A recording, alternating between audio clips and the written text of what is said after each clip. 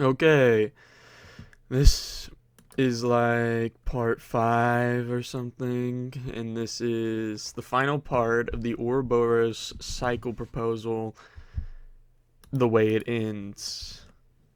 And last episode, we covered the killing of 05, 13, 12, and 11. And today, we'll start off with step 4. And that is 0510, the archivist. Oh, I'm so sorry. My headphones hit my microphone. That couldn't have sounded good. 0510, the archivist. Formerly Diane Walters, librarian, Caucasian female. Appears to be in her late 40s, possible strong connection to the Wanderer's library, extensive knowledge about the Foundation's involvement in previous end-of-the-world scenarios, supposedly maintains a constant record of every activity taken on Earth from the moment she took her place on the Council forward. These records are used extensively in the application of the machine beneath Yellowstone. One source identified 0510 as being the most bloodthirsty member of the Council. According to the source, she is obsessed with the perceived divinity of herself, and the Council believing herself to be above any natural laws. In her eyes, normal humans are fodder, and a means in the end of reaching some greater understanding of universal truth. Some sources indicate a possible obsession with the idea of omnipotence, or omnipresence. This has not been verified. Access log. Chapter 4. The Spear and the Serpent. Then, in the stillness of the tiny apartment, Vincent Arians sipped his drink. A half-finished bottle and a loaded pistol sat on the countertop nearby. Thin bands of twilight peeked in through the slits of the blinds, illuminating the prone form of Aaron Segal on the ground in front of him. Arians sat the glass aside and took a long drag on a cigarette, his eyes squinting against the luminescence. A moment later, Aaron stirred. He pushed himself up onto his elbows, one hand wiping sleep and saliva out of his beard. His face, puffy and red, turned to face Arians. "What happened?" he croaked. "Where are we?" He looked down at his hands. They were still trembling. "Did it work?" Arians took another long drag of the cigarette. Smoke flowed slowly out of his nostrils, catching the light in front of him. He was barely visible behind the haze. "He's dead." And he refers to... It has a link that sends us to the children article. That's weird. Arian's eyes focused on some point in the distance. It worked. For a long moment, Aaron didn't move. Then, suddenly, he slammed his fist into the ground. "Yes!" he hissed through his clenched jaw. "Yes!" Arian's expression became distant. "We almost died, you know." He dribbled ash on the carpet to his right. "Some of us didn't make it." Aaron staggered upward, then fell down with his back against the wall. He held out his hand. Arians passed him a cigarette. "How many?" Aaron asked. "You and I, Felix, Conrad, Ingrid." Arians counted on his finger. 5 total. Felix has already reached out to the researchers at other sites. Some of them are reaching out to us. Everyone is scared shitless. He took another drink. "Thought you might be dead." Aaron rubbed his temples. "I don't remember much." He looked over at Arians. "You look younger." "Yeah, we all do. The water will do that." He finished his glass. "We've got a lot of work to do, Aaron. Before we start, you need to tell me why you did it." Aaron shook his head. "It doesn't matter now. It's done." "Fuck you. It does matter." Something had changed. There was a distance between them. I did things that will haunt me till the day I die. But we did them anyway, because we were saving the world. You had a chance to destroy Abaddon, and you didn't. His voice grew hard and cold. "You told me to run the moment you activated them, the children. You told me not to ask why. So that's what I did. I trusted you, because you have never given me a reason not to." But now, I've got several. You need to tell me why you killed Frederick Williams. That's the administrator, by the way, from the children article. They were silent for a good long while. Aaron worked on finishing the cigarette. Arians poured himself another drink. As he leaned back against the wall, Aaron could see a faint pinkish swelling around Arian's eyes. There was no Abaddon, Aaron finally said. There never was. It was bait. Arians drew in a ragged breath. How do you know? Because he told me, Vince. What? And when I didn't believe him, Aaron continued, he showed me. He let a long silence speak for him. When he grew tired of what it had to say, he went on. It was just before the Congo site. I was there with him.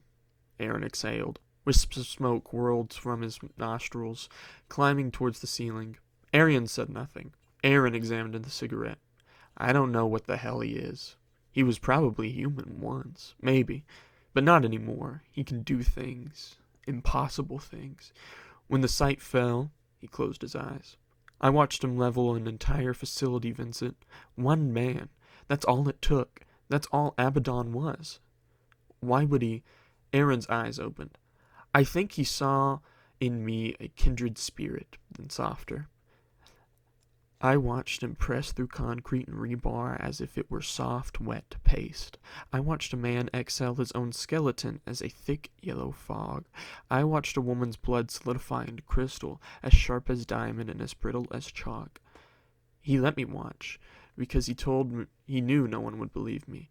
He let me watch because I think he wanted to see what I could do. Arian struggled to speak, his voice caught in his throat. So you destroyed him. Aaron was very still. Yes, I knew I didn't have the kind of power I needed to kill him, and... He stopped and stood up, searching for another bottle. When he found one, he didn't look at the label. He poured himself another drink. Maybe he wanted to see if I could, if I would. Maybe he just wanted to see that power himself. In some of his correspondence early on, he would describe anomalies as glorious. He talked about them like you would talk about a sunrise. I don't know. I don't think it was ever enough for him. I don't think anything was. Aaron finished his glass in a single pull. He's a cancer, Vince. It wasn't Abaddon. It was the administrator. He had to be destroyed. The whole thing had to be destroyed. It was rotten down to the core. He lifted the bottle to pour himself another drink. Arian's breathing was heavy and shaking. It took him a moment to speak again, and when he did, he trembled with a barely suppressed sob. If you knew this whole time, we could have stopped, Aaron. We could have spared them. We could have... Aaron brought the bottle down hard. No, Vincent. We needed the children. If we didn't have them, I wouldn't have been able to. Arian's voice swelled with fury. We sliced them open and cut their fucking brains. Aaron grimaced. Arians reached for the counter, steadying himself. I strapped children down to fucking operating tables, Aaron. I strapped them down and helped you carve out every inch of who they were. They were screamed, and they screamed, and we kept carving. And then the screams got softer and softer until they were just tiny broken sounds, little wet sobs you had to strain to hear, and then one day they didn't make any sound at all. And Aaron's voice fell into a shaky, wheezing breath. He closed his eyes and counted to 10. You said Dr. Williams just wanted to see if it could be done. But what about you? He opened his eyes. Why didn't you stop it? I told you we needed to kill... I don't believe you. Neither spoke. Arians pushed himself away from the counter. Once the Foundation collapses, we'll have a lot of work to do. His voice was treacherously calm, like a razor-thin layer of ice spread across the surface of dark water. Felix is assembling the researchers and finding a space to operate from. They all think the administrator aligned himself with Abaddon. They think you're some sort of hero. They expect you to lead, and that's precisely what you're going to do. Vince. Aaron turned to him, his eyes glassy and wide, as if viewing something from a distance. You saw it too, didn't you? The moment that it happened, that it destroyed him. The moment. You saw it, didn't you? Yeah, I saw it. Wasn't it Aaron searched for the right word. Wasn't it? It was nothing, Arians replied. Just another body beneath the Foundation. Okay, so what they're talking about there is this Aaron guy is 051 from the Children article way back when. And this administrator guy, Frederick, was some super big reality warper. And so Aaron decided to create the Children with Arian there, which is 052, I presume, to completely eradicate with the administrator from existence. That's what I'm pulling out so far. Now, this is present day, back in the killing the 05s thing. Adam spat, wiping cobwebs from his face. You know that I hate bugs, right? Calvin laughed. I can't imagine they're thrilled with you either. The thick morning fog seeped out between the trees. It gave the forest a dull amber gold luster. A chittering chorus of insects surrounded them both, as if to berate them for their intrusion. Dead leaves crackled beneath them with each step in the woods. Adam kept mopping away at his mouth. Magic. If I were to be writing a list of things I'd hate, that's what the list would be. Bugs and magic. And so you bring me on the one mission with both. He paused to spit out another bit of webbing. Why me? Why not Anthony or Olivia? Seems like their kind of deal. Olivia's currently busy dealing with the liar. Calvin retrieved the journal from his pocket. He opened it and flipped through several pages. As for Anthony, he's getting intel on the outsider. Okay, so this takes place adjacent to when the liar kills themselves. Okay, fine. But this lady, she's practically some sort of wizard, right? How are we going to deal with that? You got some sort of plan, yeah? I've got several. Calvin turned the page, reading as they walked. Well, what are they? Most of them consist with shooting her in the face. That's, Adam scowled. It's not a plan. It worked out pretty well so far. Calvin looked up from the journal, casting a glance back at Adam. And if things get heated, I've got something. A weapon. What is it? Can't tell you. Seriously? Come on, no. Calvin cut him off. I mean, I literally can't tell you. He closed the journal and stopped walking. We're here. Adam's scowl only deepened. He looked around at the clearing. I don't see anything. How can you tell? Listen. Adam stopped. He listened. Silence. You know how the Foundation contains some pretty intense anomalies, right? Things that, if left unchecked, could end the world? Yeah.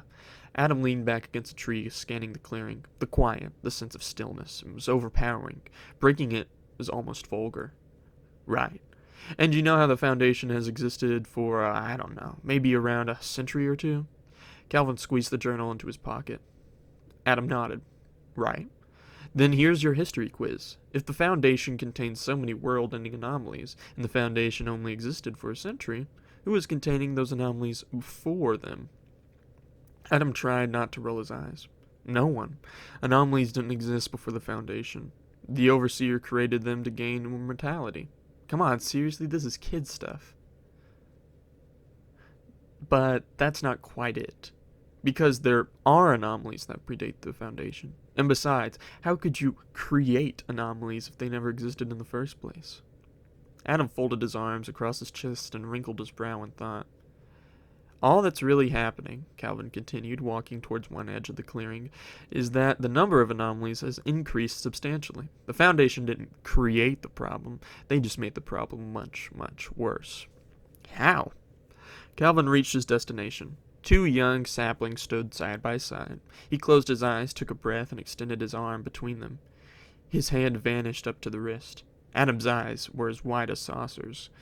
Calvin pulled his arms back. His hand reappeared unscathed. He turned around and held it out for Adam to see, wriggling his fingers. They tugged on the threads that weren't not meant to be tugged. They tried to use them, even harness them. What the hell is a way? A tunnel between worlds, a piece of frayed, unraveled thread. Calvin faced the saplings, extending his arm again. In order to pass through this one, you need to have the right knock. Adam walked towards Calvin, staring at the space where the older man's arm terminated. A what? Something that opens the way. Sometimes it's just the time of day. A something you're carrying. Other times it's a ritual, or a word, or a thought. In this case, it's a piece of knowledge, something important to you. Calvin looked back at Adam. You'll forget whatever it is when you press through. Think of some tiny piece of information you like knowing, but don't have to know. Then step between the saplings. Also, just to warn you up front, it's a pretty intense ride. Calvin turned and stepped forward. He vanished. Adam stared at the space where Calvin had been for a good long while. Then he exhaled, closed his eyes, and stepped forward. Do you really need to know what THAC0 stood for? Then it hit him. Space and matter became stretchy as taffy. The woods pulled away. Air rushed to greet him. It was like he was accelerating through a tunnel at breakneck speed, a tunnel made of light and sound extending out forever. The world roared around him. He tried to talk, tried to yell, tried to scream, but every sound he made was torn from his lips and sent spinning back behind him into the void. Cold, distant stars watched from above and below, and then, as if the universe was a rubber band that had been realized, everything snapped back into place. Adam lunged forward, landing on his hands and chest. You alright? I told you, it's pretty intense. Calvin reached down to help Adam to his feet. They were inside now. The air was unusually cool. The floor was smooth, flat, and orange. As Adam stood up, he searched the space around them. This is... Adam struggled to find the right words. They were inside a massive office, illuminated by dozens of long, narrow fluorescent bulbs. Dozens of refrigerator-sized mainframes hummed quietly along the room's walls. Adam didn't recognize the models, but if he were wager a guess, he'd probably place them from the mid-'80s. The sort that used record-sized magnet plates for hard drives. Several desks with large, bulky monochrome monitors were arranged around them. Adam even saw what looked like an old microfiche machine. The last time he'd seen one of those had been in his dad's attic. Not what I was expecting. Halls extended for all four sides of the room, leading into additional rooms. At a glance, they appeared similarly equipped. The hallways kept going, extending as far as you could see, or until a piece of equipment obscured their vision. Hello? Calvin started down one of the halls, but didn't leave the entry room. Anyone home? No reply. Just the hum of countless mainframes. There should be someone here. This place is What is this place? Adam approached one of the mainframes, inspecting it. Each machine had a sleek logo, an image of a snake with a brilliant emerald eye and silver crown. These machines look older than me. They probably are. Calvin frowned, glancing back to Adam. This is part of the Liberty. The Foundation uses it to archive all the work of the worlds that came before. Art, literature, music, written works, printed works, any kind of information. On microfilm. Adam did not sound impressed. Wait, came before? Yes, we need to find a librarian. This place is effectively infinite. Get lost here and you'll starve before you find another soul. A librarian?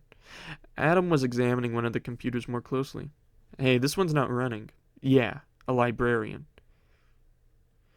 They're part of the library. They know where everything... Calvin stopped and turned to face Adam. Wait, what? This computer, it's not running. Adam had already pulled out a unfolding toolkit and was working to unscrew the front panel. It's plugged in, the switch is on, but it's not making any noise. Calvin approached. Don't mess with it. Why not? Hell, why not just destroy them? Adam replied. By the time Calvin reached him, he had already gotten the fourth screw out and was lifting the panel up. That would be very bad, Adam. They don't just use these things to archive lost worlds. They use them as backups for information on the anomalies they're containing. If they lost these mainframes, they would lose critical information they keep on anomalies. The panel slid free. The interior was nearly empty. The wires had been stripped away, leaving only the hard disk's magnetic plate. A dense, winding script of sigils were carved along its surface. As they watched, the plate slowly rotated, despite having no discernible power source. The fuck is that? Adam asked. Calvin grasped Adam by the shoulder and pulled him back. Don't touch it, he hissed. What is it? It's some sort of Davite origin. It is of Davite origin. The voice came from behind him. They spun around. Calvin's hand went to the pistol on his hip, while Adam gripped his screwdriver like a knife. The creature stood over them both, narrow and slender. It was robed of shivering silver. Its hood was pulled across its face, cloaking its features. Still, Adam could make out a hint of its skin, pale, with a slight emerald tint. It had a rough, scaly texture. Calvin kept the pistol leveled at its chest for a moment, then he slowly lowered it. A librarian. Adam lowered the screwdriver. "We're looking for the archivist." "She's no longer here," the librarian informed them. "Where is she?" Calvin frowned. "What the hell is a Davite technology doing inside a Foundation server? Also, what the hell is a Davite?" Adam nodded. "She has broken her pact with the serpent and has partaken of forbidden knowledge. She has written herself into a story where she does not belong. As for where she is now, if you seek her," the librarian told them, "I will take you to her, down below." Okay, so what seems to be happening here is it's kind of calling back to how people think that the overseers created anomalies, I guess. That's part of the database entry for SCP-001. But then it brings up strings and threads again, which calls back to the man-shaped black hole SCP-001 of, what is it? I forget what it's called. It's something. It starts with an A. And also, in the last chapter with the liar, the 052, Aaron and Arian, were talking about threads that make up the universe of space-time and gravity, with 0513. So this is interesting so far.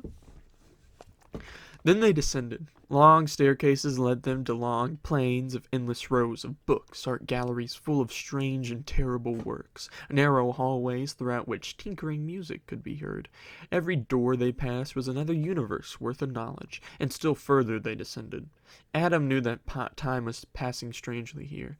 He could not say how long they'd traveled or how long they'd been in this place. When he thought to look up, he realized he could no longer see the top of the library, and yet still they further descended. After a lifetime, the stairs ended. Their feet struck stone again, and the steps behind them disappeared in a shadow. The dark was intense here. Even the librarian's torch seemed dimmer and cast less light. They walked for a while in this dark place through a massive cavern lined with titanic stone columns that extended into the black above them. "This is the foundation of the library," they heard the librarian say, the first words they heard in decades. "These pillars were forged by the serpent itself in the eternity before time. All knowledge rests upon them." Adam coughed. "A snake built this?" The librarian looked at him queerly. "The serpent is called the serpent in your world, because that is how it manifests outside these halls. In here, and in the dark endlessness below here, the serpent takes many shapes." "Dark endlessness? What's that?" "You call the serpent what you call it, because that's how you perceive it, but that's not what it is. The serpent is the avatar of one of the many universal facets of reality. Information. The idea that ideas can exist at all, or that all things have inherent truths about them." It paused. "Below here is the emptiness outside life and death. Nothingness. The serpent's silent brother is the lord of that quiet oblivion. Anything that ventures there ceases to exist at all." The librarian stopped and turned to face them. "This foundation is a barrier between that which is and that which isn't. Beyond these doors," it extended a hand, and in front of them they could make out two massive bronze doors through the darkness, "is the source of all knowledge, the center of the foundation on which the serpent built the library. Within these chambers are 3 tomes that mustn't be disturbed. They are fundamental to our universe and, indeed, all universes. You'll recognize them when they see them." Calvin nodded. "Before we go in, I'd like to make a withdrawal." The librarian nodded slowly and pulled back its robe. From it, within it, produced a short metal tube inscribed along its entire surface with runes. "When you brought this to us all those years ago, we were not certain you would ever return to claim it. But you are much different now than you were then, I think." The librarian looked over the cylinder carefully. "There are very few things that exist that our library has no knowledge of. The contents of this container are one such anomaly. I hope it brings you good fortune." Adam took the tube and held it in its hands. When he looked up to speak, the librarian was gone. The torch still hung in the air where she had been. The door stood before them. "Well," Calvin said, pulling out his sidearm and checking the magazine, "let's go." They pushed the doors open and stepped inside. As they passed through the threshold, Adam felt the same nauseating rush he did when they first stepped into the way. After a moment it passed, and he opened his eyes. They stood at the top of a rolling hill covered in green grass. Above them was a blue sky dotted with white clouds. Below them was a valley, and in the center of the valley was 2 trees. Under one of them a woman sat cross-legged in a simple white dress. At her feet sat 2 books. A third was in her hand, and she was quietly reading it as she chewed on a red piece of fruit. The woman didn't acknowledge them as they entered. She had brown hair and wore glasses. Adam guessed she was in her 30s. As they got closer, he could see specks of gray in her root. The book in her hand was bound in leather with gold trim and looked ancient. Something was written in the small gold type on the front, but neither Adam nor Calvin could make it out. As they approached, Calvin spoke to her. "You're the archivist," he said. The woman nodded. Calvin nodded in response. He pulled out his firearm and leveled it point blank to her forehead and fired 3 shots. The archivist didn't so much as flinch. After the noise had echoed out of the space around them, she raised her eyebrows slowly to look at him. Her face was clear of bullet holes. "You read, Calvin?" Calvin pulled the magazine out of the gun and flipped it in his pocket, pulling another magazine out from his belt. "No," he replied. "Can't say I've had much time for reading recently." He cocked the gun and pointed it at her again. "So, what is this? Some sort of incorporeal thing? Do I need sacred bullets to do the job? Maybe something in silver." He popped off 3 more shots. The archivist didn't look away from him. "I read," she said, closing the book in her hand and setting it on the ground next to the half-eaten piece of fruit. "In fact, I read very often. I'm a writer, you see, and the only way a writer is perfect at their craft is to write and to read." She leaned her head back against the tree and looked at him square in the face now. "Do you know how much you can learn from reading? I do. It's a lot. You can learn so much from reading that there's almost no reason to do anything else. You can live 1 billion lifetimes just in books. You can learn everything there is to learn just in books. For example, did you know there's a book in this library written to teach the reader how to allow bullets to pass through their body as if they weren't there? I know. I read that book. I read all the books." She closed her eyes and began tapping her fingers against the top of the thick book next to her. "When I heard you killed poor Felix, I'll admit I was afraid. The concept of death is so foreign to us now, and it's been such a long time since I've thought about it. My task becomes considerably more difficult when faced with the prospect of mortality.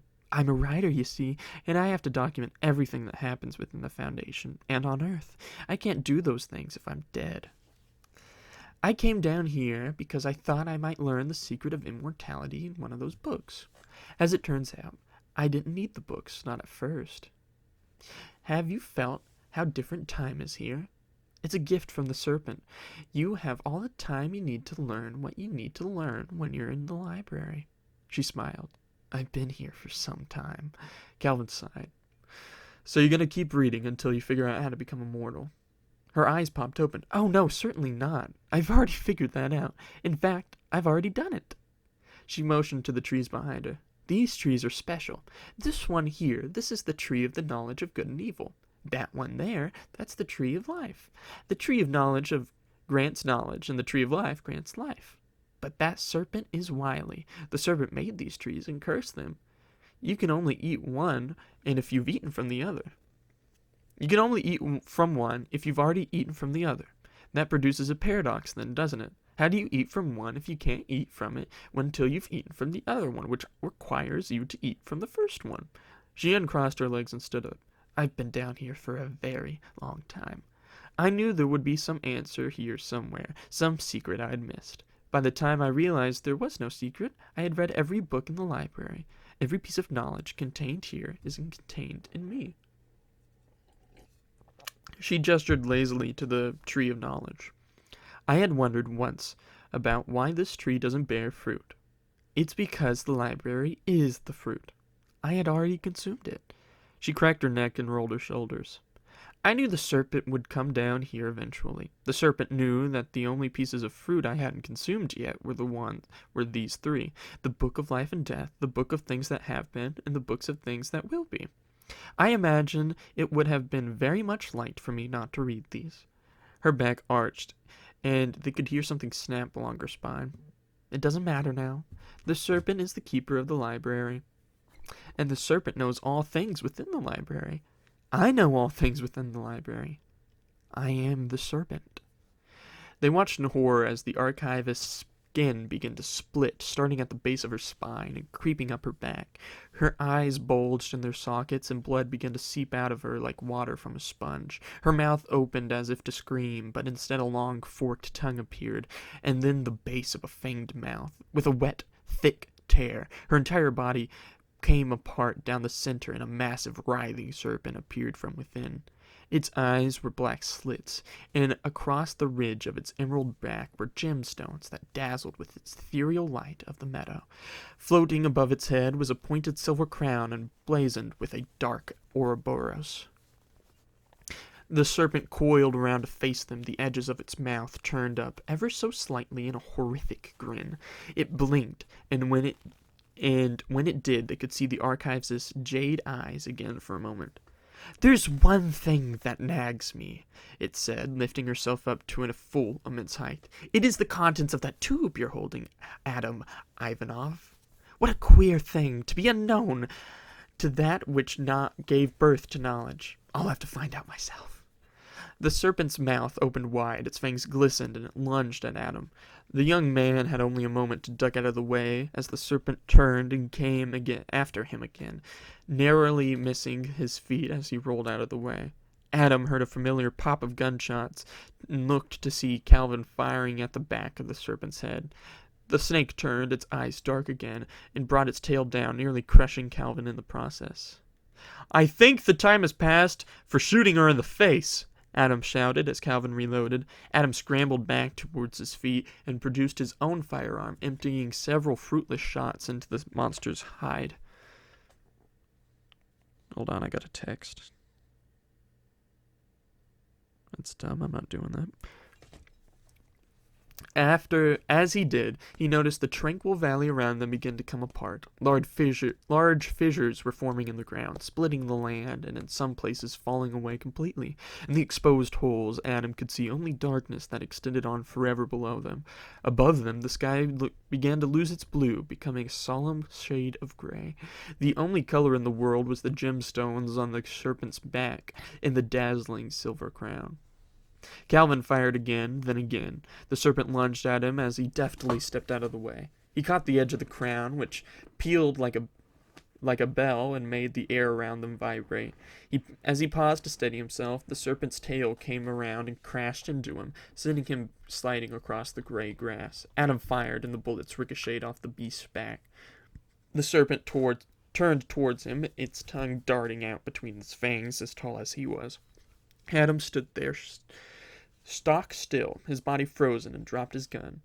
The serpent began to coil up before him, as if to strike, and he could feel the animalistic urges of his body begging to run, to flee, to do anything to protect him. But he did nothing. Then he heard Calvin shouting from his right, "Adam, the tube! Open the tube!" His shock was broken in an instant. With a swift tug and a hearty yank, Adam freed the cap of the canister and opened it towards the ground. He felt a sudden weight on the tube as some long, thick, and heavy slid out of it. It was a dark, smooth wooden shaft inlaid with markings and runes burned into the wood. Near its end was a thick metal band, and its fore was a fierce, menacing spearhead. Eyeing it over quickly, Adam could see the words, "Is the non-believer, against whom divinity holds no sway," before he had to duck out of the way again as the serpent came at him. He dragged the spear behind him and shouted panically to Calvin, Hey, I don't know what this is, but I don't think it's gonna help, he said. I can't even lift it. At a word, the canister he had deposited on the ground began to shake and spin. Several interlocking sections began to unfold, and more canister seemed to materialize from nowhere. As Adam scurried away from the striking serpent, the canister behind him shaped and folded itself into a large mechanical rack. Calvin noticed it first and shouted to get Adam's attention. There, look! He gestured towards the rack as he reloaded his pistol. It's a harpoon! Put it in the harpoon gun! Adams incandescently nearly lost his life as the serpent came at him sideways and knocked him onto the ground. The serpent struck at him, its fangs finding only soil as Adam dragged the spear through the grass. He heard the crack of Calvin's weapons again and again, and he kept his head down as he struggled to maneuver around the collapsing ground beneath him. He reached the harpoon gun, itself a mess of gears, pulleys, and steel, and heaved the spear onto the rack and began to wind it backwards. With the spear in place and the gun loaded, he turned towards the serpent and froze in panic. The serpent had Calvin wrapped tightly in its tail, the older man dangling precariously over a rent ground beneath them. The serpent hissed and smiled again at Adam, and shook Calvin slightly. There, the serpent said. Let's not be so hasty. You don't think I wouldn't see how this would play out, did you? I've learned everything there is to learn, Adam. I've seen things that would make your heart turn to ice. Heard stories of horror so terrible the very thought would kill you in an instant. Its eyes focused slightly. I will admit, whatever magic you have in this weapon is tricky. I wasn't able to see it before, but now I do. Well, you know it doesn't matter, right? I can kill you right now, Adam snarled, aiming the spear at the serpent's face. It wouldn't even take a second. Even if you could, the serpent said, its voice like velvet and smoke. And you can't. Why would you want to? Do you know what you're even doing? Do you know what you're trying to accomplish? Killed the 13 Foundation overseers, Adam said through gritted teeth, his fingers shaking against the trigger. Why? You've twisted the universe to suit your craven desires, Adam spat. You've made a mockery of the natural order. Your influence is a cancer. The serpent seemed to sigh. Fantasism.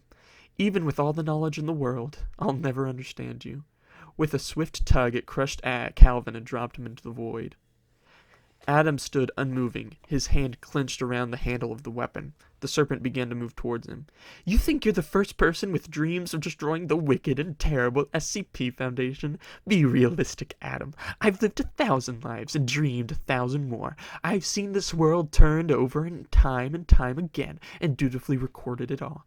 Do you think there's anything you could do I cannot foresee? Do you think there's anything you could do to stand between me and my duty? It flicked its tail towards the harpoon gun. Put that silly thing away. I've eaten the fruit of the tree of life. I cannot die now that I've... Click. With a rush, the spear roared through the air towards the serpent, which had gotten close enough to be unable to move out of the way in time. The spear buried itself into the serpent's skull with a sickening crunch, and the monster recoiled and screamed. Smoke poured out from the gaping wound on its head as it thrashed, and Adam had to fall to the ground to avoid being smashed from the serpent's tail swing around and flattened the harpoon gun. The world around him began to vibrate. Slowly at first, then building in intensity until the very air seemed to shake. The sky grew black, and thick bands of light began to pour through cracks in it. The ground below him undilated and churned and eventually fell away. The last thing Adam saw before he was plunged into darkness was the serpent, silhouetted against a falling sky, with a shining silver spear protruding viciously from its face like a serpentine unicorn. Adam came to. He felt cool grass beneath his head. His neck ached, and his limbs thundered through disappointment of him trying to move as he sat up. He rubbed against his temples, trying to focus. How long had he been falling? But opened his eyes with a start as he heard hoarse coughing nearby. Laying a few paces away from him was Calvin, covered in sweat and blood and looking profoundly shaken, but no worse for wear. As Adam approached him, Calvin turned to look at the young man and smiled. Hey, he said, laughing through bloody teeth. "We didn't die." Adam laughed, taking a moment to survey his surroundings. He found himself on the same grassy hillside from before, but the sky was once again blue and the grass was once again green. His eyes traced a path of blood up to one of the 2 trees on top of the hill, where a woman in a simple dress was skewered to one of them by a massive spear driven through her skull. Her face was unrecognizable and her white dress was now stained with her own lifeblood. There was a figure standing over her. It was tall and lean like the librarian, but simpler somehow. It too wore a robe that covered its face and obscured its features, but this robe was much more vibrant green. The figure was stooped slightly, and from where he stood Adam could see it wasn't looking at the woman impaling on the spear, but the spear itself. Adam helped Calvin to his feet, and the 2 of them walked slowly and carefully towards the hill and the figure. As they approached, they were acutely aware of another figure, one they couldn't quite discern, standing behind the one with the green robe. Whatever the figure was hurt them to look at, and so save few scant glances, they avoided doing so. When they reached the top of the hill, the figure turned to look at them. They couldn't see its face, but something about it felt strangely familiar. "Ah, you're awake," the figure said in a soft and smooth voice. "I feared the worst. This library contains great many truths, but little is said about crossing the plane between that which is and that which isn't. In fact, unless I'm mistaken, this is the first time a person has ever crossed that barrier and come back. That is no feat at all."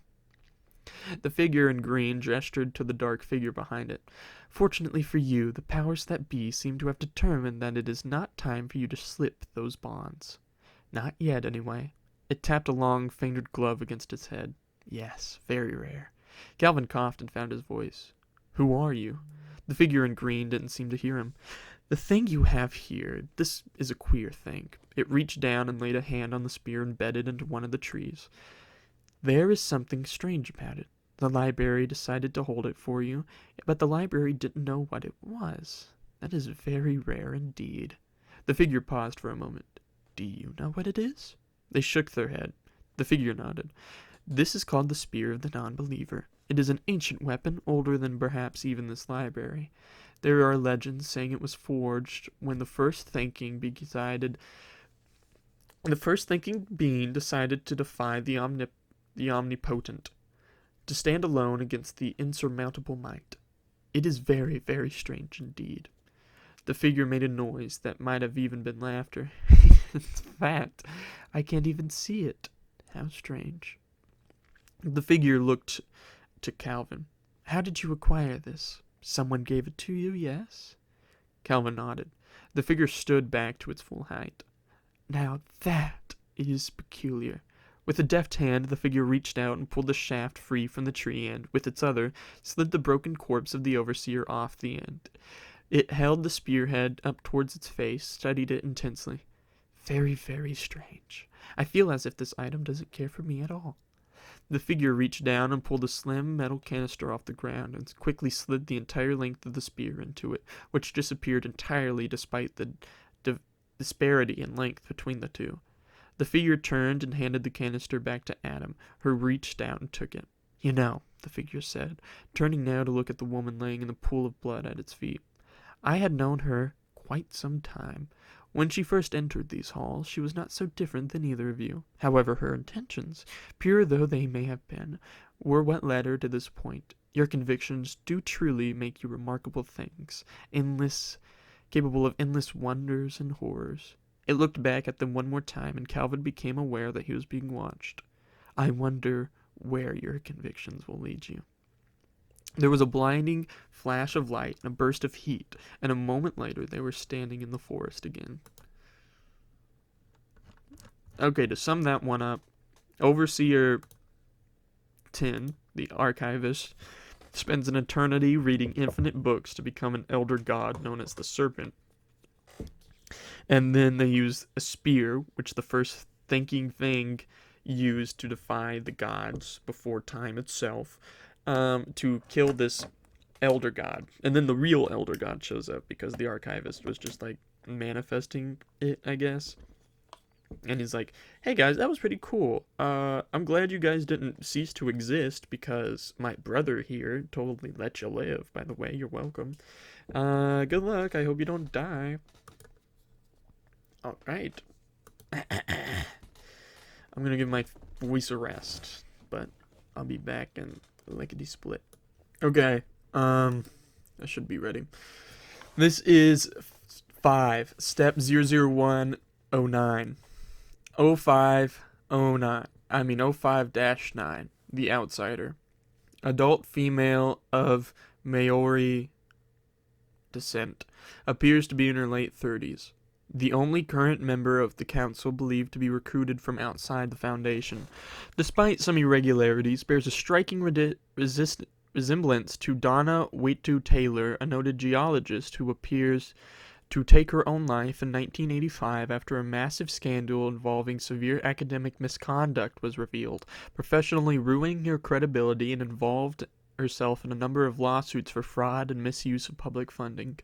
Due to her oh wait, no. I've got to read the journal entry for the 10th Overseer. The 10th Overseer. There's a story that makes its rounds among certain groups that deal with the paranormal regarding the 10th Overseer. The story goes like this. Once there was a Foundation researcher who was involved in helping to manage secure data records, the kind that were created by the Foundation's Department of Internal Consistency. There are records with the top level of classification, the kind that no individual short of the overseers themselves are permitted to use. This researcher was preparing these files for transport, and in doing so accidentally broke the seal on one of the files, which were stored in fused steel lockboxes.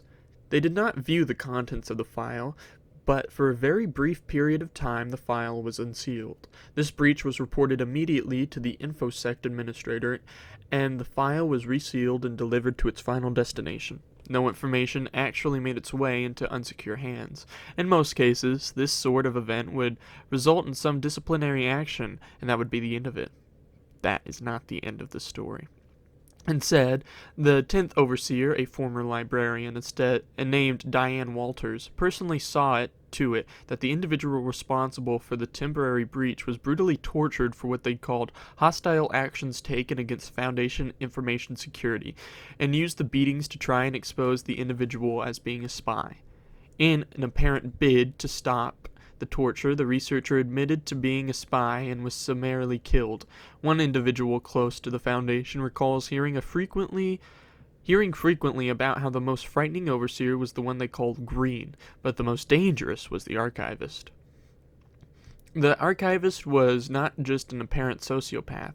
She is also seemingly obsessed with the concept of omnipotence, and believes that it is her duty to control all available knowledge and use it to meet the Foundation's ends. How Diane Walters became the 10th Overseer was no mystery. Before her affiliation with the Foundation, she was a well-known schoolteacher with disciplinary record for harming students that did not meet her ridiculous standards of conduct. She was also known for having a near-perfect recall, and was twice featured in the American television show as someone who was able to remember anything that they had ever learned.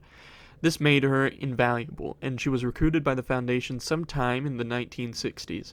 How she was eventually became the 10th Overseer is an eternal secret, but her presence on the council became as no surprise to someone who is aware of her abilities.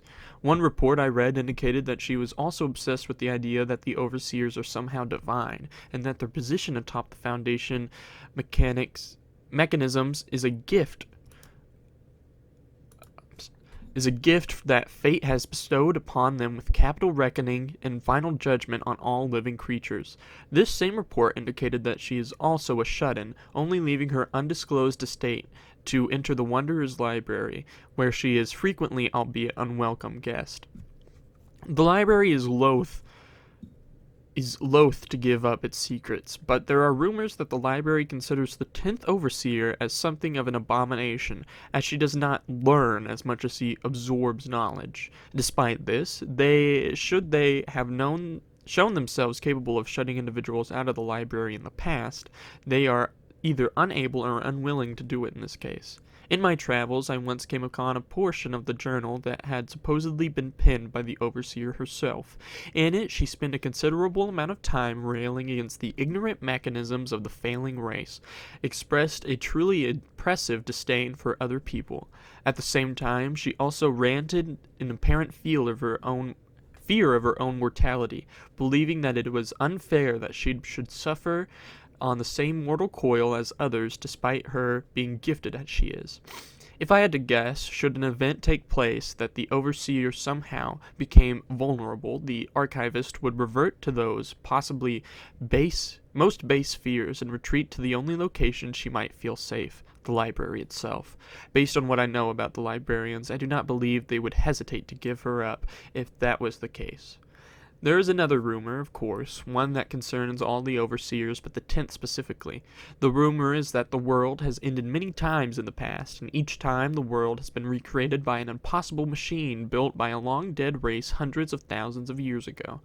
Each time the world is recreated, the overseers, who cannot die, do not retain the memory of those events, but the archivist, who has perfect recall, does. If this rumor is true, the archivist has been alive and aware much longer than anyone else has the right to be, if it is possible that she is more dangerous than I could ever imagine. To have glimpsed the other side of the apocalypse and lived, and then remember that experience, it may very well make her the most dangerous person in the world. Signed, L. Okay, now I can actually get on to the Ninth Overseer. Misuse of public funding. Due to her scientific background, 059 is perhaps the most focused research mind on the Council. She maintains several major projects at one point in time, several of which have gone on to produce technology used by the Foundation in major applications, such as the Cant counter. One of the most secretive members of the Council, the outsider is rarely seen outside of Overwatch Command. Notably, her inclusion on the Council is a point of issue with several other members, who see her as needlessly short-sighted. That's a little rude. She was like the main person that voted against destroying all the other universes in the other one. Man, these 05 guys are crappy. Chapter 5, A Life Unlived. Then, Aaron Segal sat in the back of a bustling Somali warehouse. Through the cracks in the blinds, he could see people moving to and fro, the first faint breaths of their new insurgency. He thought the name was ridiculous. Most of them did, but ridiculous was part of the equation. Make them believe they're incompetent. Make them believe it's not an act. Their footprint was small, but growing steadily. Already they had raided 3 Foundation storehouses in Africa, with another team preparing for a third. Make them think it's not an act. But Aaron Segal was uncomfortable. The week before, they had gotten word that work had begun on the new facility in Italy. There wasn't a sign on the door identifying it as a Foundation site, but all the signs were there. At the same time, 3 new unmarked ships were seen patrolling the waters near the Somali headquarters. Reports of task forces being deployed in the United States, dark plains over the Antarctic. He sat uncomfortably because these were not the choked final breaths of a dying organization. Frederick Williams was dead, annihilated by the finger of God himself. Most of the 05 research team, the senior leadership of the fledgling Foundation, had either been killed in the ensuing chaos or defected along with Aaron and Aryans.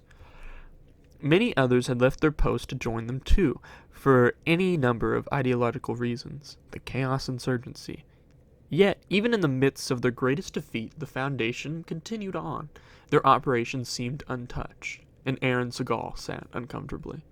The telephone on his desk rang out a piercing notice, and Aaron moved to answer it. He hesitated.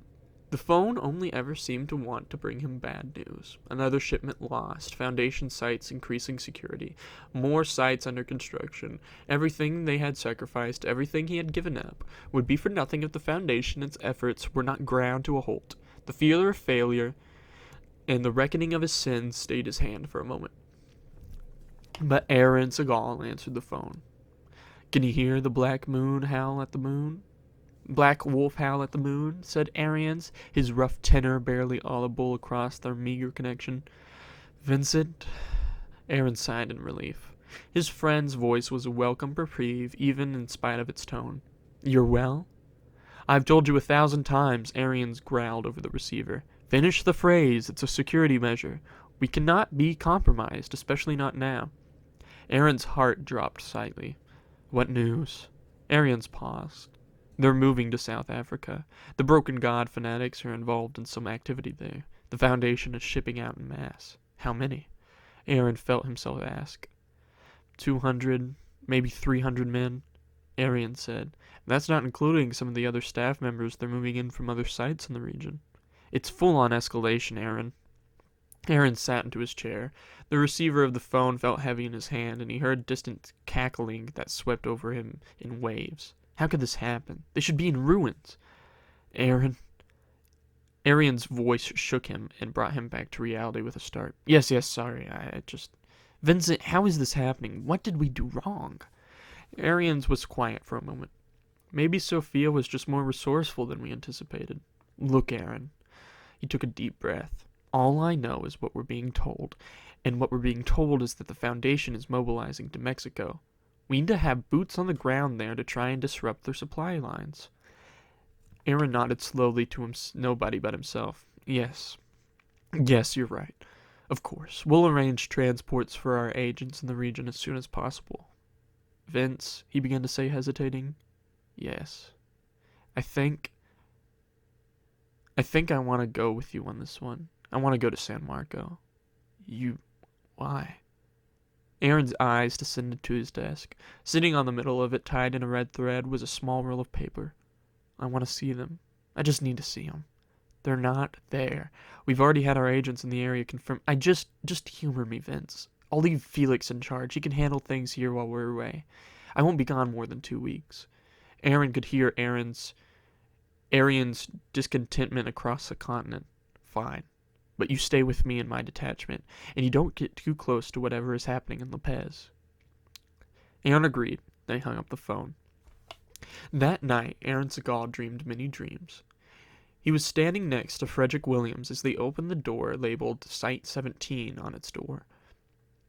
He could see Arians beside him, beaming. He received a report and categorized as a strange statue discovered in the South American ruin. He is there with the truck containing it, rolls past the gate.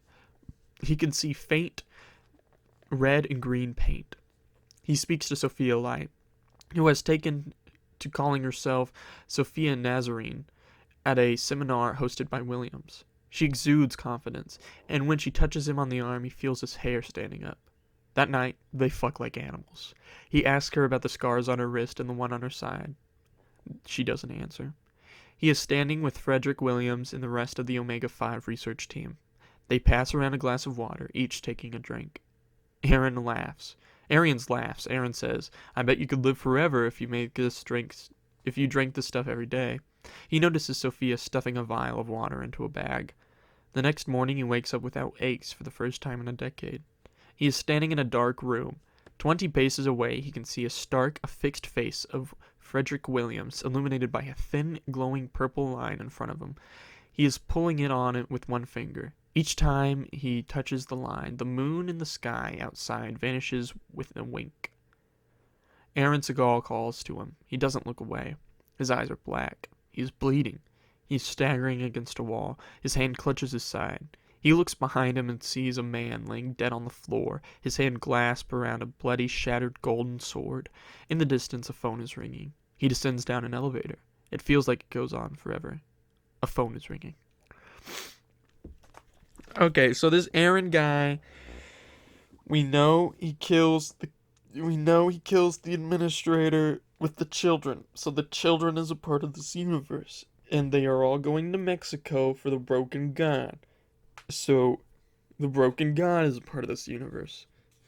So the Black Hole Man must be a part of this universe. But the Black Hole Man kills like 4 O5s at one time. So how could they be a part of this universe? I'm so confused. I'm gonna start crying. Now, present day. A gentle drizzle created an ambience of soft pits and pats on the roof of the estate. The long, empty hallways echoed with the sound like constant quiet thunder. One wing of the manor, long since burned and fallen in disarray, was naked to the elements, and its furnishing ruined by looters and exposure. Standing in the doorway was a woman with lightly tanned skin and black hair that ran down her face. She stared out across the wreckage, unmoving.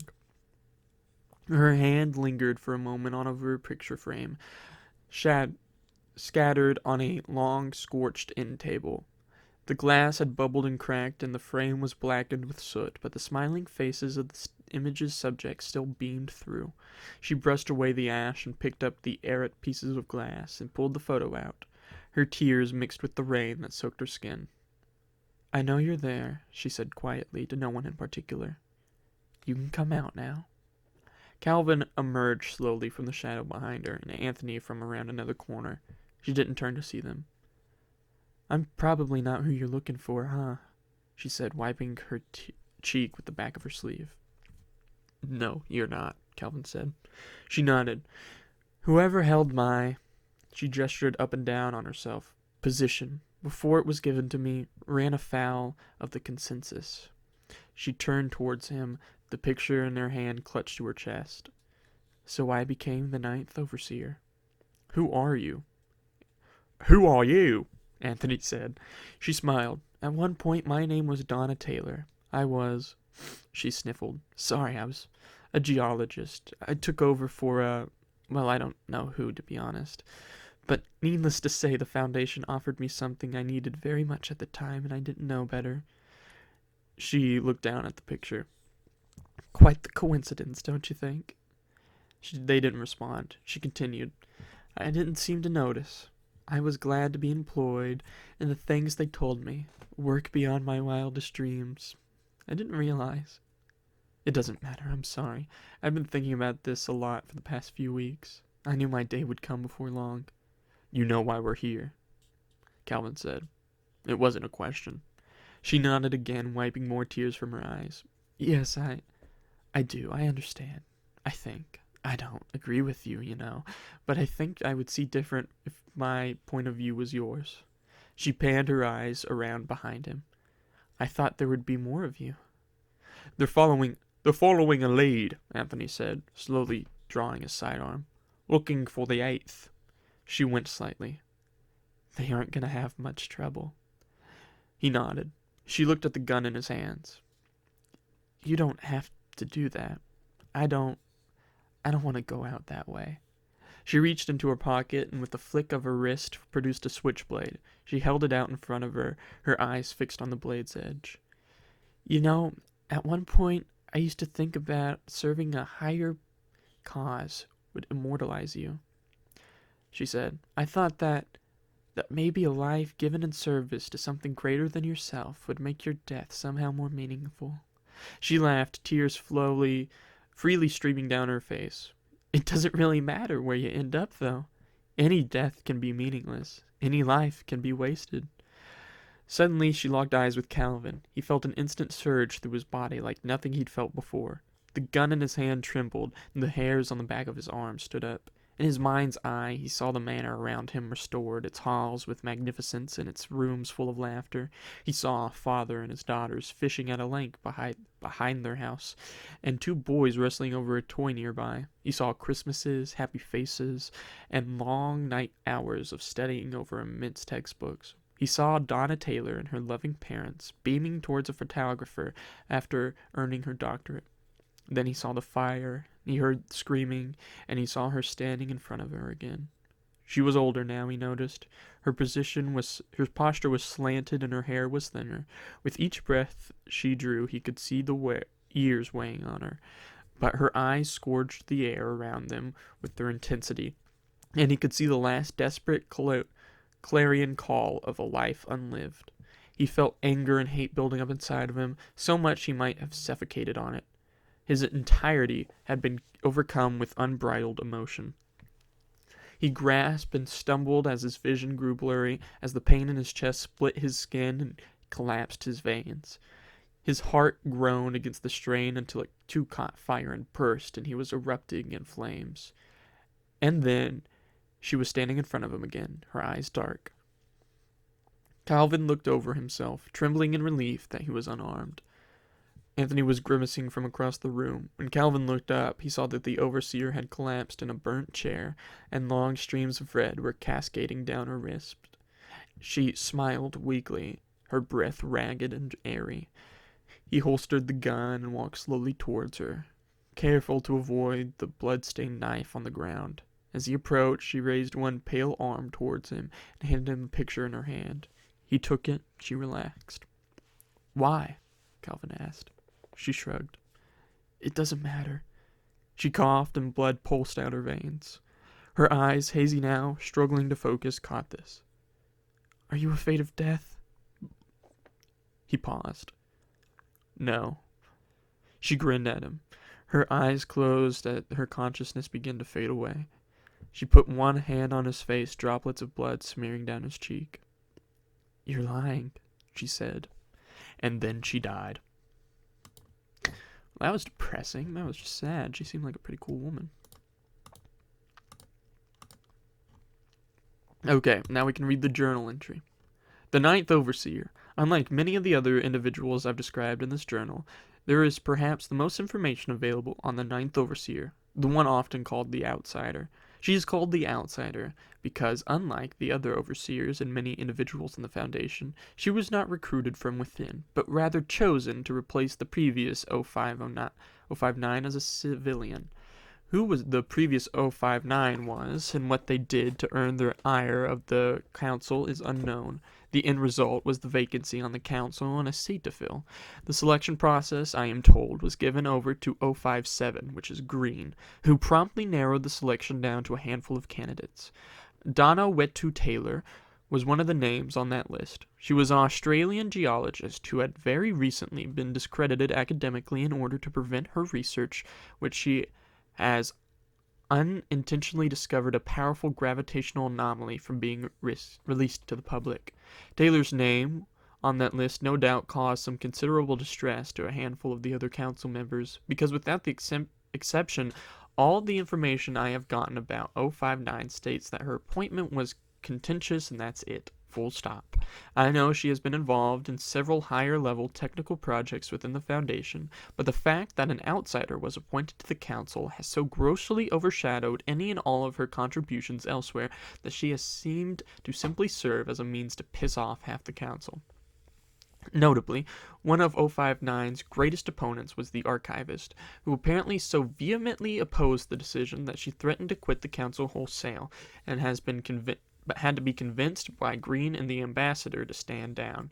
The source I spoke about this information informed me that whatever means those two used to get to, the archivist stepped back and from the edge changed her considerably, and that afterward she was even more paranoid and withdrawn than usual. Beyond that, there's really little else to say about her. She should not have been especially difficult to find. Several sources have seen her in and around an Australian town where her family's home was, though it notably burned down to the ground shortly after her appointment. Whether this was intentional or not should not be a surprise to anyone. Signed, L. Yeah, that lady seemed pretty cool. I just kind of feel bad for her.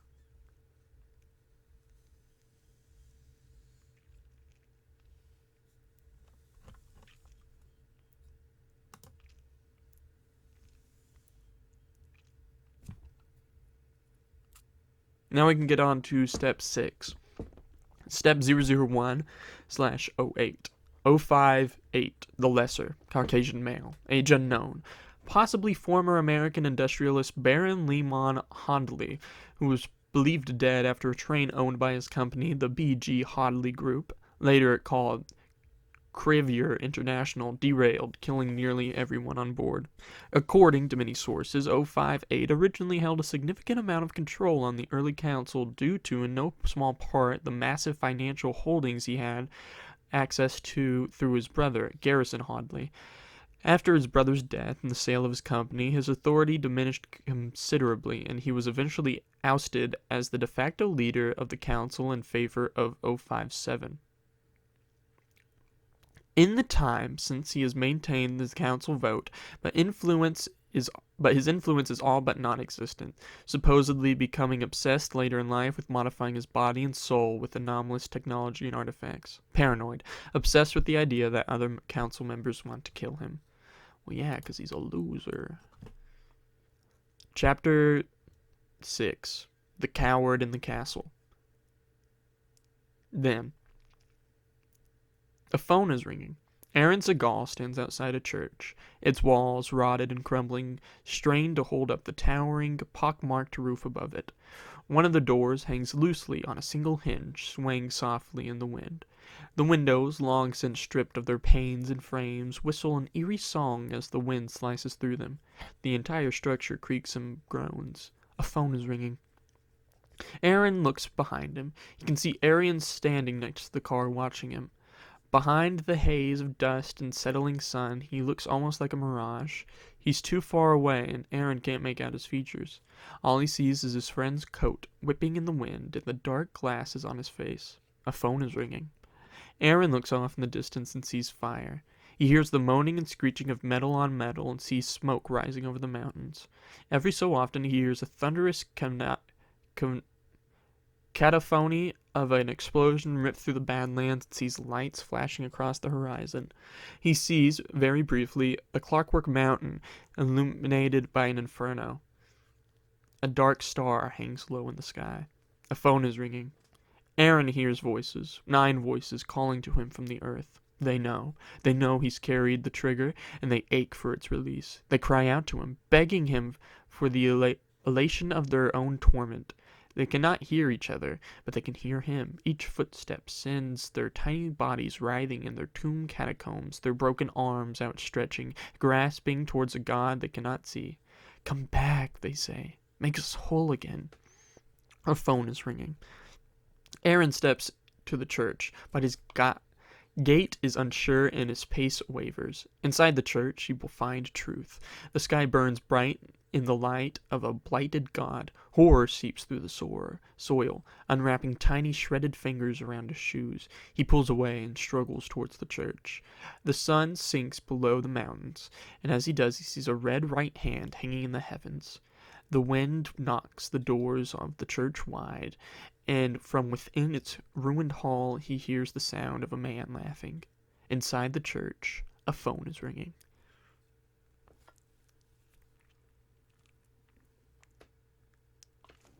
Okay, so now we know for sure that the children is canon in this story, and the broken god is canon in the story.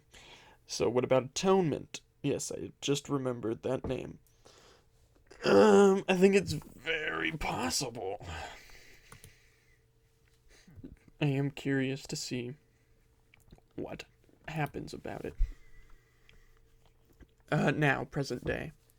This is it, Olivia said. Calvin consulted the journal. The location was right, so far as he could tell, but the smoke ruin they had come upon was not the fortress described in the text. Shielding his eyes from the sun, he tried to make out some features noted by the author, but was unable to. As a whole, it was an unrecognizable mess. Yeah? Calvin said slowly. This is it. Adam squinted through the smoke that drifted towards them. You think somebody else got here first? Anthony grunted. Not likely. I can't imagine the overseers made it public their contract was broken. One of ours, then? The young man inquired. Calvin shook his head. Delta was very specific. Nobody but us. Well, shit then, kids, Olivia said, taking off down the rocky hill. Let's go have a look. The 4 of them followed the road down towards the gatehouse that sat nearly half a mile of the destroyed fortress on the mountain. Aside from the drifting smoke and debris being kicked up in the wind, there was no other movement in the entire complex. The gate stood open, and they pressed through. The gatehouse sat unoccupied. Little on the nose, don't you think? Adam said, examining its structure as they walked up the long drive towards it. Evil organization boss has an evil fortress in the mountains. Anthony barked out a laugh. You haven't met Baron Hodley, then? Baron Hodley? Olivia asked. 058, Anthony replied. He didn't build this fortress because he wanted to intimidate people. He built it because he's a coward. You knew him? Adam asked. Anthony hesitated for a moment. Knew of him, sure. I never met him. A reputation can follow you, though, regardless of what circles you run in. They carried on, though Olivia studied Anthony closely as they did. The damage to the exterior of the mountain fortress was only an appetizer compared to the feast of destruction within. Staircases were broken and inaccessible. The floor beneath them croaked and groaned, in some places gave out entirely to soot and ash. Long steel beams across the ceiling sagged from the heat, and the entire estate stunk of fire and flesh. Every so often they would pass by the corpse of some man, likely a personal guard of the overseer, their bodies charred and their faces mutilated. Several of them were piled against the inside of a locked door. More lay flat on the ground, running from something in the rear of the building.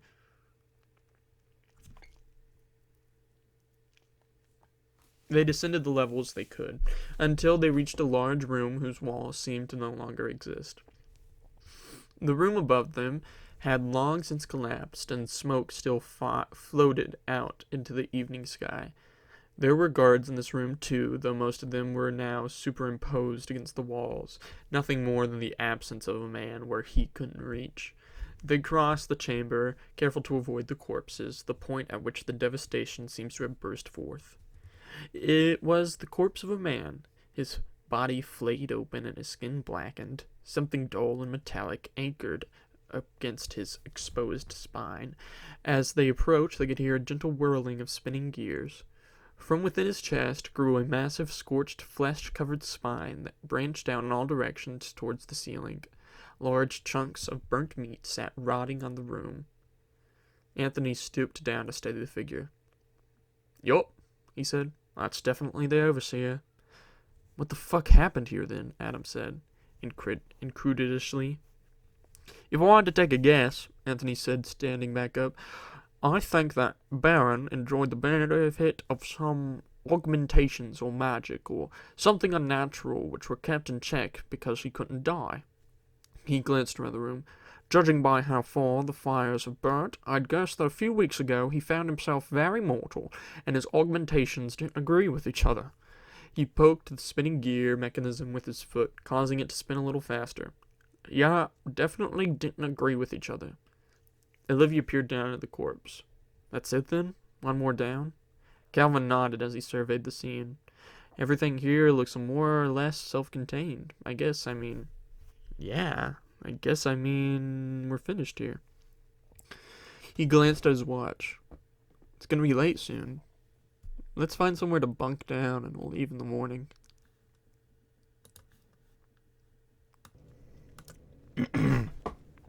"So we're standing alone on a beach, and our evac is 5 minutes away," Calvin growled, his voice hushed as he gestured a spinning helicopter. "We've got peacemakers on the other side of the hill, and rabid occultists sprinting down the beach. There's a Foundation destroyer parked 3 miles off the beach. You can barely see it, but we know that at any moment they could open up a railgun and turn us all to a red smear on the sand." Adam rocked back and forth with giddy excitement. "So what did you do?" Calvin made another grand gesture. "What do you think? I unclipped my rifle and mowed them down, every last one, all fire and hot lead and fury, until the beach was empty and our evac arrived." The young man's eyes were nearly as bright enough to illuminate the dark room. "Holy shit, dude. Why haven't you told me this before?" "Because it's bullshit," Olivia said, walking into the room, sitting down, scavenged food from the kitchens. "What your glorious leader has failed to mention is that he lost his gun before we ever got to the beach. He dropped it when one of the native kids threw a rock at him while we were riding down the main road about 3 towns away. In lieu of a Rambo-style shootout," she said, smiling at Calvin as he simmered across the room, "I glamored us up a big sea turtle and we hid underneath it until the peacekeepers had moved away and the occultist got bored. Then we swam out to the sandbar where our rendezvous was waiting in a fishing boat." She pointed a finger towards Calvin. "And I wouldn't call that glorified dinghy a Foundation destroyer. It was barely a patrol ship." "You know," he said, glowering, "there's something to be said about the victors getting to write history." "I know," she said, grinning. "I just did." Adam laughed. "I didn't realize you two had known each other so long. Have you worked together for a while?" "A while," Olivia spat. "How old do you think I am?" Adam's foot promptly ran itself a mile down his throat, and Olivia laughed again. Yes, she said. It's been a while. We first met when? In Budapest? That must have been in 94. Too long, squawked Calvin, taking a drink from a metal flask. Ever since I had to pull her ass off the street when she was running with that group of art monkeys. Excuse me, she said, smacking the back of his hand with a wooden spoon. Those art monkeys are how I got my foot in the door here. The great Calvin Lucien would have had no interest in me if I couldn't do magic. I don't have any interest in you now, he said, earning himself another smack. Hang on, magic? Like, you're a wizard, Adam said with renowned awe. How did I not know this? I don't make a habit of taking it out in public, Olivia said, stirring her soup. But yes, once upon a time I was the incredible Ivory, an artist of some renown.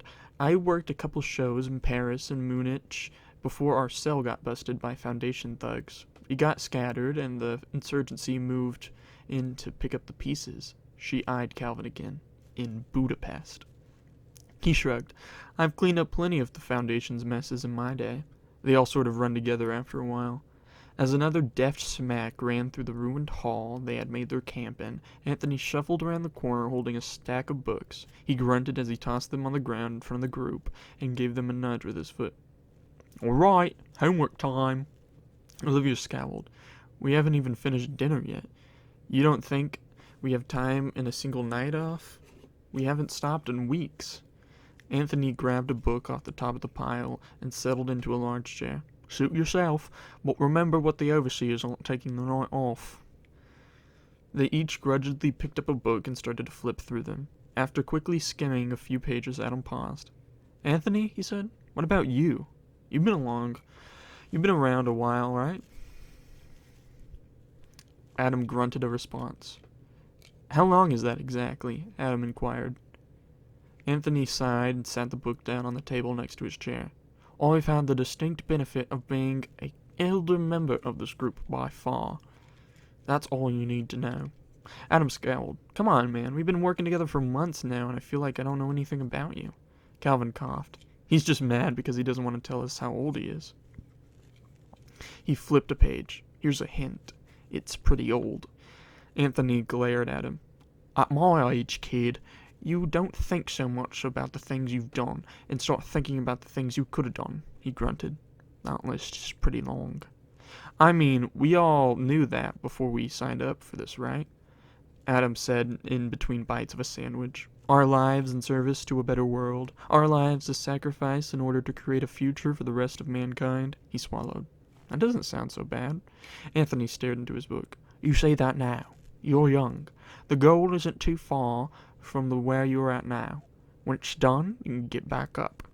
But me, and some of the others, this is all it's ever been.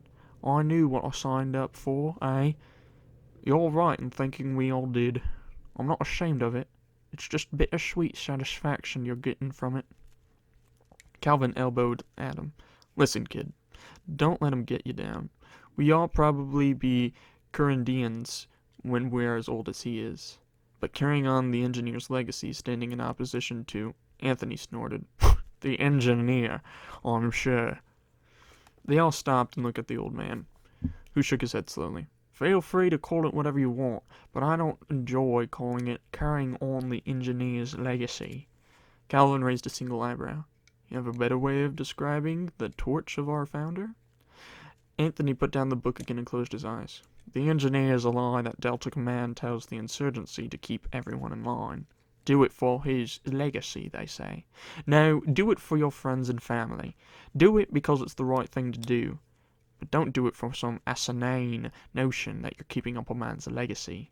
What are you talking about? Olivia said. Anthony leaned back in his chair. They'll tell you a lot of things about the engineer. Some of them are true.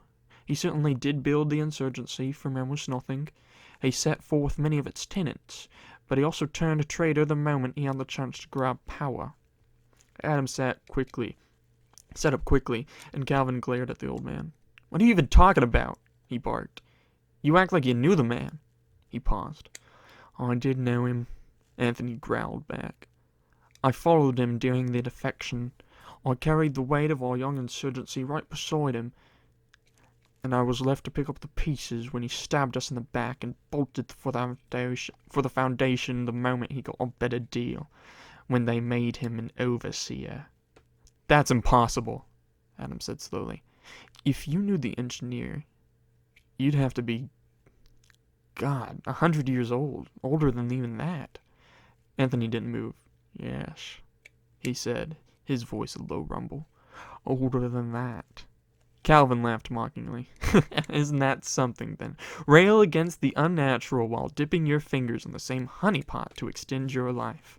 Anthony glowed at him. "I was a kid. I knew nothing. I've grown up, but that shit doesn't leave you." "Who knows about this?" Olivia said quietly. "Nobody." Anthony rubbed his palms against his temple. "Nobody needs to. Every time somebody becomes suspicious, I would disappear for a while and come back with a different name. Even then, in all those times I'd be gone, I wasn't ever far away. Just enough to snuff out suspicion while still doing what I could to protect our ambitions." Okay, so he must be Arians, and the engineer must be Aaron. That's weird. That's so cool, actually. Calvin threw up his hands. "Now, so let me get this straight. You expect us to believe that you, someone who has anonymously extended their life past what is natural and knows what else, you expect us to believe that now you know better than the engineer? Everything we have owed to the engineer and the sacrifices he made, our entire doctrine is sacrifices!" Anthony was standing now, his face red in ink. "You think he made sacrifices? He let the others do the sacrificing for him. He lost nothing and gained everything he ever wanted, and you all fell for it. Well, fell for it because we were made idealist, Calvin. We believed we could single-handedly stand against the darkness, that our actions would make a difference. The engineer took that idealism and used it for as long as it was useful for him, then broke it back." Adam moved to speak, but Anthony couldn't be deterred. "We built this insurgency from the ground up, together. We shared everything. He knew that knowledge back when the Foundation, and used it to ruin us. Hundreds were killed. Thousands. He knew everything there was to know about us. Our facilities, our encampments, our storehouses. He knew it all, and he destroyed it all. He became a joke to them." He sat back in his chair. "We set up Delta in the wake of his betrayal to be purposefully realistic. That's why the insurgency has no real goal. The summa modus operandi is the goal, and until now it hasn't been an attainable one. This is by design. Give us something to do until an opportunity presents itself. I'll forever be the wiggling doubt in the back of his mind, if he's still even in there." He paused to take a drink. His expression softened. He looked tired. "Delta doesn't even know. It wouldn't matter. Even if they did, it benefits them to maintain the cult personality based around him. He's a mascot at this point, and one our organization desperately needs." "If what you're saying is true," Calvin said with measured words, "then why haven't you said anything sooner?" Anthony shrugged. "To what end? A chance that people believe me and lose faith in the insurgency, or a greater chance they don't believe me, like what you're doing now? What difference would it make?" He paused. "Our goal is the most important thing. Anything that would distract from our goal cannot be allowed." "So why are you telling us now?" Anthony didn't speak right away. He brought up a single finger to his temple and began to rub it slowly, closing one eye, looking off somewhere in the distance. "I'm telling you now because it matters to me that you know. It would be nothing short of a miracle for us all to make it through this." He paused again. "It doesn't seem right to let somebody die without the truth of what they're dying for. What do we do what we do because the natural order demands we correct our mistakes, not because of what some traitor did 70 years ago." He stood, book in hand, and began to walk away. "Find whatever peace you can with it." Later, Olivia and Adam had fallen asleep by their stack of burning furniture. Calvin sat alone. He rolled a vial of liquid back and forth in his hands, his eyes fixed on it. The light of the fire danced across its surface. Reds and yellows scattered across the field of sparkling blue. It was cool to the touch. It always had been, and holding it made it feel calm. He couldn't explain it, but there was something comforting about. Where'd you get that, Adam? No, where'd you get that, Calvin? It wasn't voiced like a question. Calvin spun around to find Anthony standing a few paces behind him, face only partially illuminated by the light of the moon. Calvin tucked the vial into his pocket. It's none of your business, he said quietly. Anthony snorted. It's absolutely my business, because last time I checked, there wasn't any left of it. He came forward out of the dark and took a seat on the ground next to Calvin. He was whittling a stick with a short knife. Do you know what it is? Calvin nodded. It's water from the Fountain of Youth. Fountain of Life, sorry. Anthony cocked his head, peering down at the end of his stick. That it is. I imagine you have already used another vial in helping poor Dr. Carter to a long-awaited grave. Calvin nodded. Yet, here you are with another one. Oh, that's something, isn't it? He set the knife and stick down and leaned back against the back of a chair. When they ran the fountain dry, there was just enough water left for 12 vials. Each of them had already drank from it and had their eternal youth assured, but these 12 extra vials were given to them, just in case. Last I heard, they had been all consumed, but now you have 2. I wonder whose you ended up with. He paused. What are you going to do with it? Nothing, Calvin said quickly. Destroy it, eventually. Anthony closed his eyes. Good. There's nothing in that bottle but poison, take my word for it. It'll clean up your wounds and restore your youth, but the life you lead afterwards is a shallow one, an empty one. You start to lose the taste for things, and the color comes right out of the sky. So you really have tasted the waters, Calvin said. Something like incredibility betraying his words. Anthony sighed. Yes. When we defected, we took the vials of water from the Foundation for ourselves. Not all of us, but a few. I was one of the lucky ones. He laughed. Lucky. No, not lucky. Once I realized what I'd done, I spent years trying to find a way to undo it. The steps I've taken haven't brought back the taste or brightened my eyes, but they have made me started aging again, slowly. Calvin pulled the vial back out and looked at it for a moment. When he looked back toward Anthony, the man was looking at him. Back at the chateau when Donna Taylor said you were lying about being afraid of death. What do you mean by that? Anthony asked. Calvin shrugged. I don't know. I'm really not. He paused. Or, well, I don't know. I'm not afraid of dying myself, but when I think about losing people, the ones I'm close to, or the ones that look to me for guidance, something about that makes me feel sick. Of course it does, Anthony said, smiling. There's nothing wrong with being afraid of death, Calvin. It's the great unknown, and the fear of losing people to it has driven greater men to worse evils. Trust me, even when I succumb to that fear myself. He stopped for a moment, staring down at the edge of his knife's blade. The difference between us and the Foundation is that we can accept death's role in the natural order, as we can accept the natural order for what it is. The Foundation contains these monsters and miracles and researches them in the hopes of finding greater truths, all for the benefit of the overseers. They claim they want to power the gods out of the wrong hands, so they keep it to themselves. We deny the power of gods at all. He clicked his tongue against his teeth. It shouldn't exist, Calvin. Not like this. Our world hasn't been made to sustain it. Anthony looked back at the vial. The decision's yours, Calvin, but if I were you, I would destroy it and never think of it again, because I won't let you use it, and I don't want to kill you. I won't let you make the same mistake he did. Calvin looked at him. You said you've come and gone over the years, that you've used different names. Who are you? Anthony smiled. For you, right now, I'm Anthony Wright. I've been other people before, but all those people died when I passed the next name. The man I was when I defected hasn't been alive for decades. With that, Anthony turned over onto his side, and within moments was quietly snoring under his jacket. Calvin persisted a while longer, until he was quietly taken by sleep. Okay, so what we learned from that is, Anthony, our great bad British accent, is actually Aryan and 051 defected from the Chaos Insurgency that he created whenever he killed the administrator for being a bad guy with the children and went back to the Foundation. What up?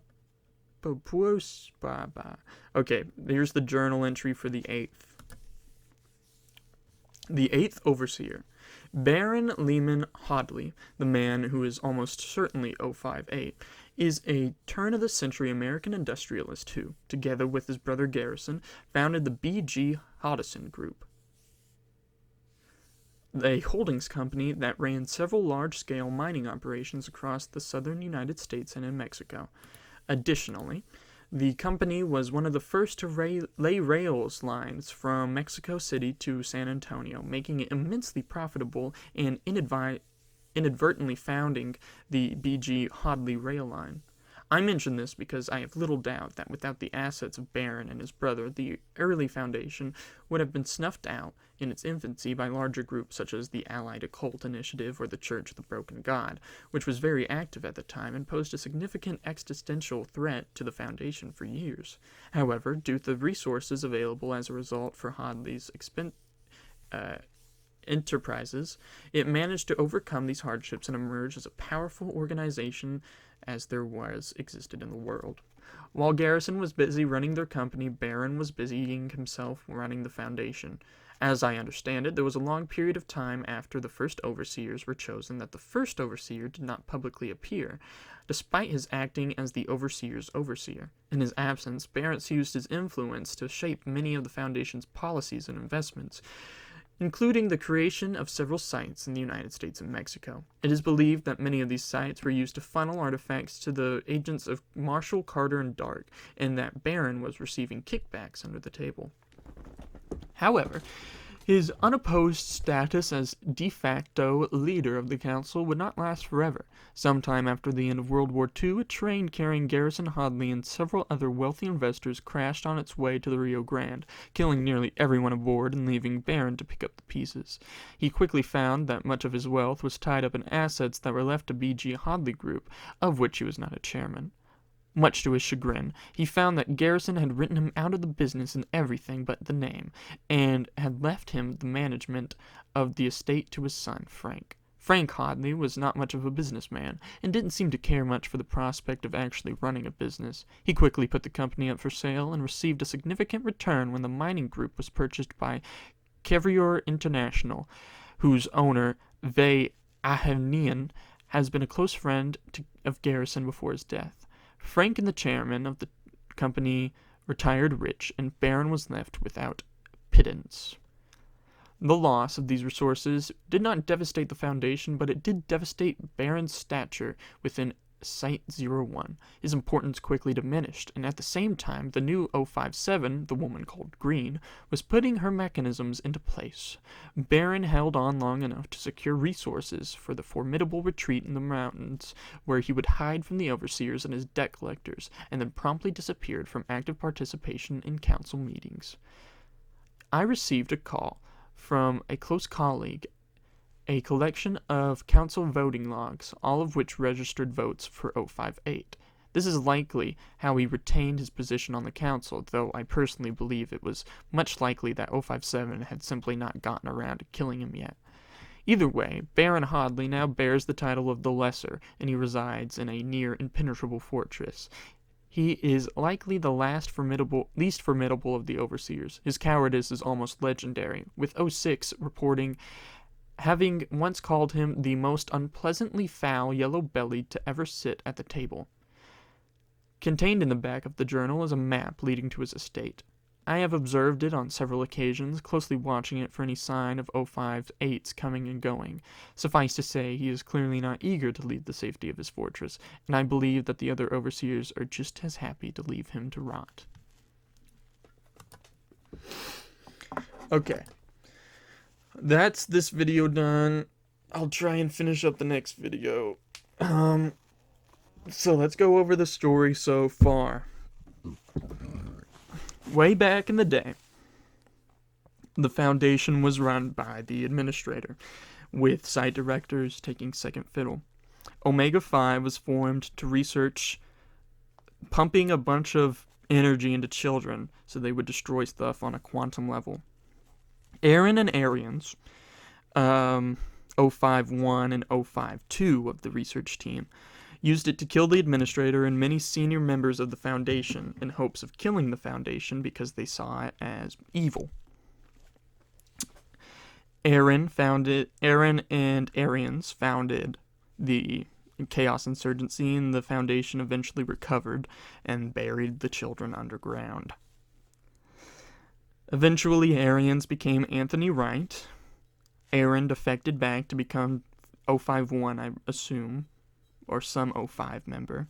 And the Foundation is chugging right along as the Chaos Insurgency continues to dwindle. Later on, Calvin Liren uncovers many artifacts, such as the Spear of the Non-Believer, and the Journal of the 05, and 2 vials from the Fountain of Youth. And eventually he goes about fulfilling the modus operandi, whatever. Summa modus operandi, I think. Which is a plan to just kill every overseer. And so far, they broke their contract, the overseer's contract with death, by killing the other overseer, also known as Dr. Felix Carter, tracking down 012, the accountant, and killing him on a train, tracking down 11, the liar, who kills herself, or themselves, I don't know. They kill themselves after realizing their old identity. 010 is killed after she becomes an elder god in an extra-dimensional library by a mythical spear. 09 kills themselves by slitting their wrist after she realizes, life sucks. And 08, after losing his immortality, erupts into flames and dies after his many augmentations combat him. And that's it so far. Yeah. Like and subscribe.